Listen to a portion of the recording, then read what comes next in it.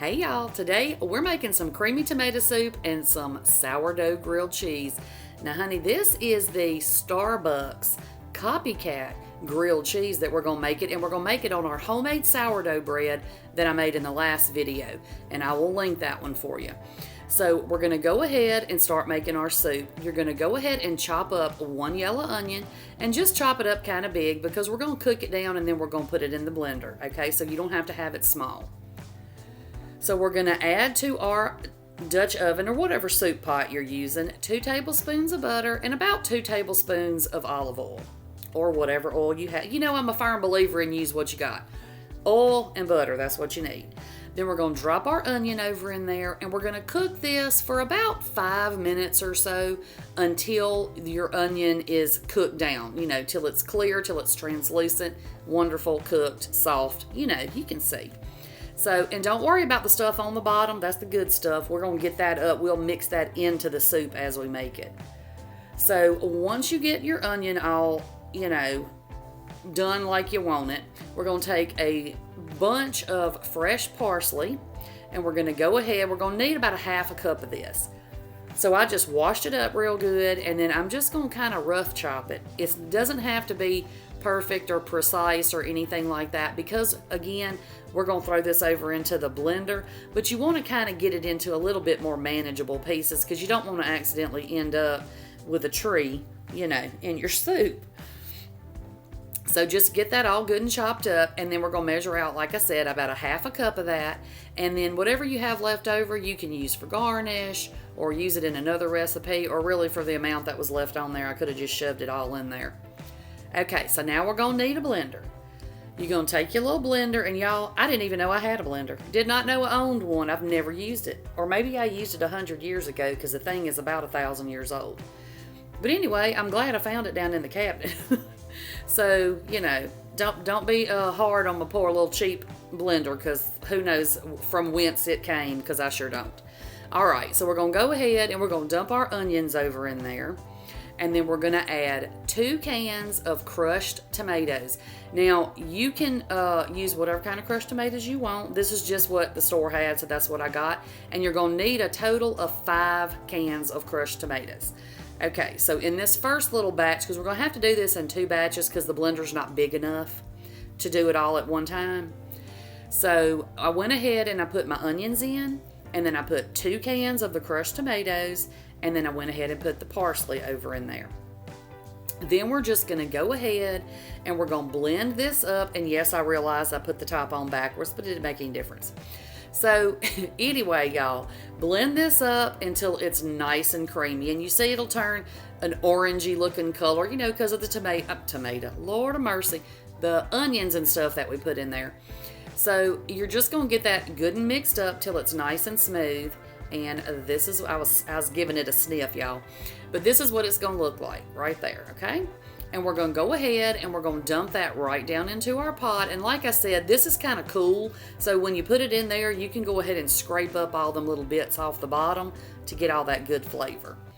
So we're gonna go ahead, add that, put it over on the stove, start, you know, we'll start heating her up.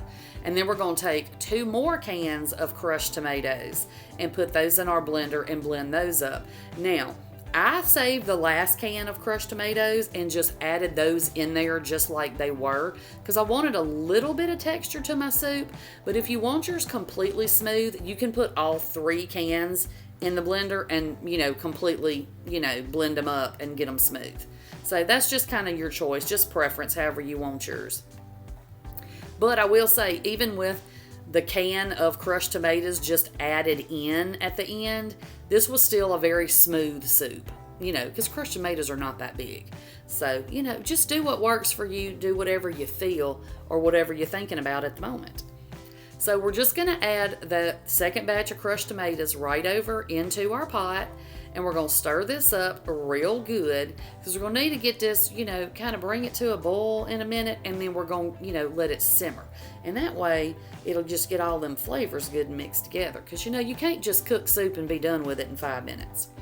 All right, so there's our last can. So that's can number 5 of the crushed tomatoes. Now, if you wanted to use a couple of big cans, you could probably do that. But like I said, this is what the store had when I went to get them, so this is just what I got.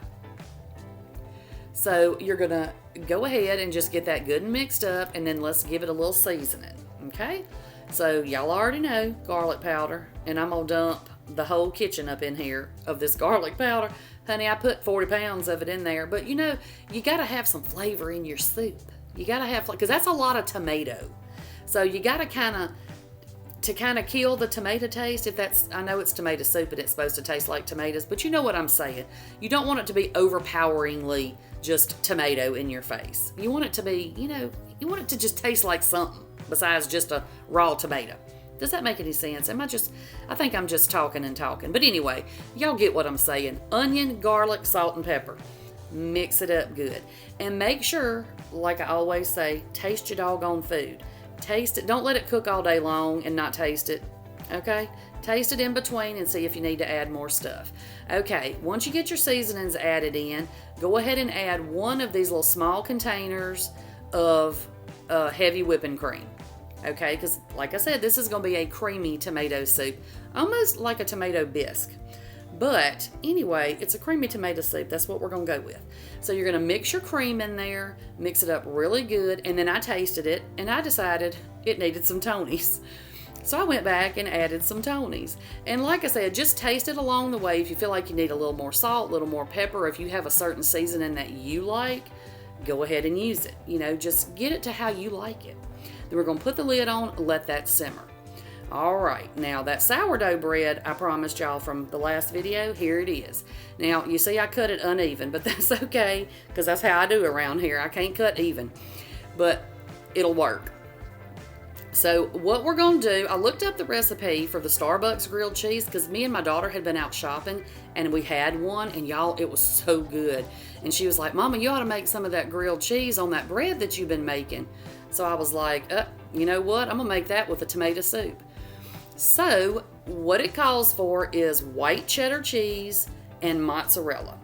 So I didn't really want to use shredded on here because the holes in this bread are kind of small and you're already going to get your cheese to kind of seep through those holes.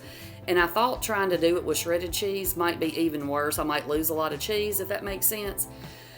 Okay, so what we're going to do is we're going to melt a little bit of butter, or soften it at least to where we can kind of fool with it, and then you're just going to put you a good layer down on each one of your pieces of sourdough bread.